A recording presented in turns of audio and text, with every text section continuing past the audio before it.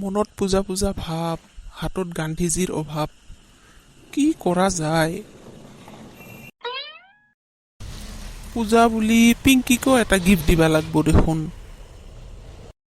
কি কৰোঁ, কৰপে কি ব্যৱস্থা কৰোঁ?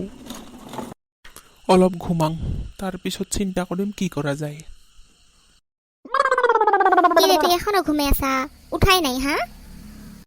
চিন্তা কৰি কৰি ভাগাৰ লাগছিল, সেইকাৰণে আৰু একবাৰ ঘুমাইছিলোঁ। তোহাৰ জাল্লাত আৰু খুন্দিটাও ভাল কৰি মাৰবা নৰো। কি ইমান চিন্তা করছা যার কারণে তোর ভাগাল লাগছে খুঁটি মারবা লাগা হচ্ছে? গোটেই দিন খালি খাওয়া আৰু ঘুমা, সেয়ে কাম। ৰ একদিন যেতিয়া ডাঙৰ মানুহ হ'ম না, তাৰ পিছত বুজবি। ইমান ইনচাল্ট কৰা মোক থাকবাই মন নাযায়। চালা ঘৰ এৰি যাম ক'ত, যাবাৰো জাগা নাই। উল্টা পুল্টা চিন্তা বাদ দি মোৰ লগত বাজাৰত ছ। মা কিজানি পূজাৰ কাৰণে কাপোৰ কিনি দিব, সেইকাৰণে বাজাৰত যাবা লগ ধৰবা লাগছে। ভালেই হ'ল। কি মনে মনে ফুচফুচাবা লাগছা? মনা ধরবা কারণে লৈ যাম বাজারত, কাপড় চাপড় কিনি দিবা নহয় তো। মনা বেশি ভারী হয়ে যে মুই ডাংবা নৰো। তুই কি কৰবা আসা?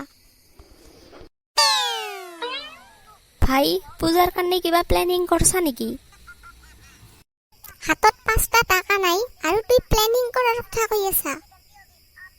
মোৰো সেম অৱস্থা ৰে, পয়সা পাতি কিছু নাই, পূজা কেনেকে চলব ৰে? ভাই তোৰ লগত আছে যদি মোক 5,000 মান টাকা ধাৰে দি, পূজাৰ পিছত মই দিম। ভাই, মোৰ লগত কেপি খাবা 10 টাকা নাই আৰু তুই মোক 5,000 টাকা ধাৰে খুঁজবা লাগছা? হয় ৰে, আমাৰ জীৱনগিলাৰ কোনো মূল্যই নোহোৱা হৈছে। পইচা পাতি নাথাকিলি মানুহৰ জীৱনত কিবা থাকে নেকি? চব কিটাই ভিখাৰী, এটাৰ লগতো পইচা নাই। ভাই, আমি ভিখাৰী, তে তুই কি? চব বাদ দি 10 টাকা দি কেপি খাই আহো। মোৰ লগত নাই, বলটো খুদেক, বলটোৰ আছে যদি যা খাইয়া। ভাই তোৰ আছে যদি 10 টাকা দি তো এক পেকেট কেপি লৈ আহো। ভাই, মোৰ লগত এটা ফুটা কৰিও নাই, বেয়া নাপাবি হা। ঘৰত যাই ভাত খাই হেনে ঘুমাং।